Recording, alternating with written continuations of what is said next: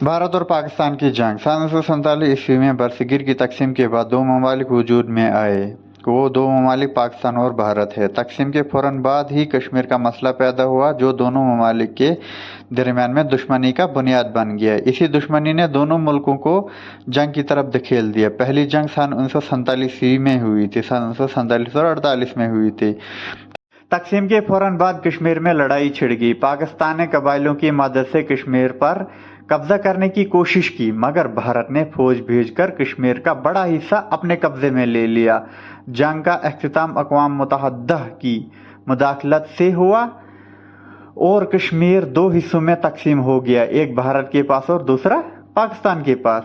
दूसरी जंग सन 1965 में हुई थी, जो भारत और पाकिस्तान के बीच में हुई थी। ये जंग भी कश्मीर के मसले पर ही हुई। पाकिस्तान ने एक बहुत अच्छे ऑपरेशन के तहत कश्मीर पर कब्जा करने की कोशिश की, जिस पर भारत ने भरपूर जवाबी कार्रवाई की, लेकिन दोनों मुल्कों के दरमियान शदीद लड़ाई छिड़ गई। लेकिन इस जंग में कोई भी फायदा ना हुआ। दोनों ममालिक में जानी नुकसान हुआ और माशी माली नुकसान भी हुआ।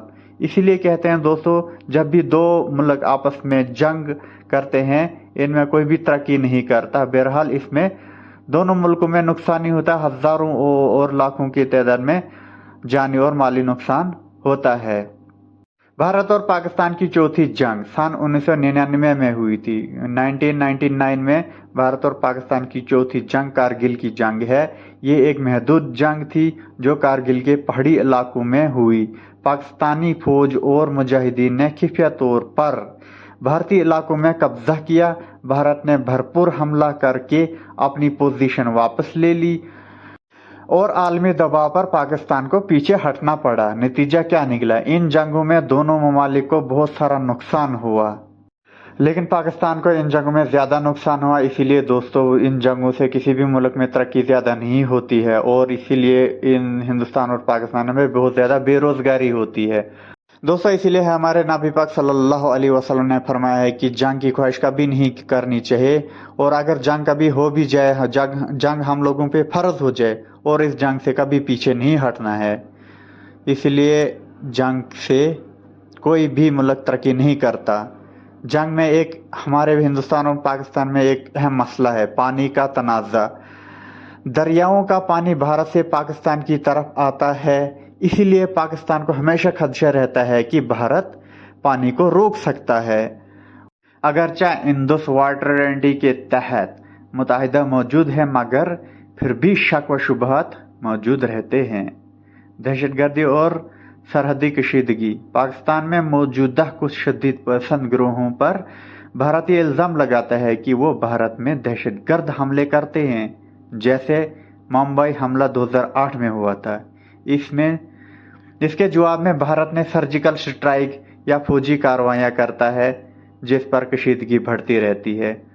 और इसके बाद 14 फरवरी 2019 को एक पुलवामा हमला होता है, जिससे भारत को एक ही बहुत बड़ा झटका लगता है, जिसमें CRPF के तकरीबन 40 से ज़ायद नौजवान शहीद होते हैं। उस दिन तकरीबन 78 गाड़ियाँ जम्मू से श्रीनगर की तरफ आ रही थी, और ये हमला आदिल अहमद डार नामी के एक बंदे पर डाला जाता है, क्योंकि वो आदिल अहमद डार पुलवामा का ही रहने वाला था और वो कुछ दिनों से वहाँ से लापता था। और हमला कराने वाला जैश मोहम्मद पाकिस्तान का एक आर्मी चीफ था, जिसने हमला करवाया था। और 26 फरवरी 2019 को भारत ने जैश मोहम्मद के कैंप पर फिज़ाई हमला किया, और इसके जवाब में पाकिस्तान ने 27 फरवरी 2019 को जवाबी कार्रवाई की, और जिसके जवाब में पाकिस्तान ने भारतीय पायलट अभिनंदन को गिरफ्तार किया और बाद में उसे रिहा भी कर दिया गया था। इसीलिए दोस्तों, भारत और पाकिस्तान की जंगों में दोनों ममालिक को बहुत भारी नुकसान उठाना पड़ता है, लेकिन अगर मजमूई तौर पर देखा जाए तो पाकिस्तान को इसमें ज़्यादा नुकसान उठाना पड़ता है।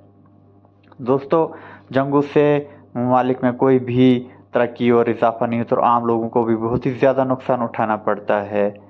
तो दोस्तों, हाल ही दिनों में 22 अप्रैल 2025 को पहलगाम हमला होता है, जिस पर बहुत ही लोगों को नुकसान होता है। 26 लोग कम से कम इसमें मारे गए, शहीद हो गए।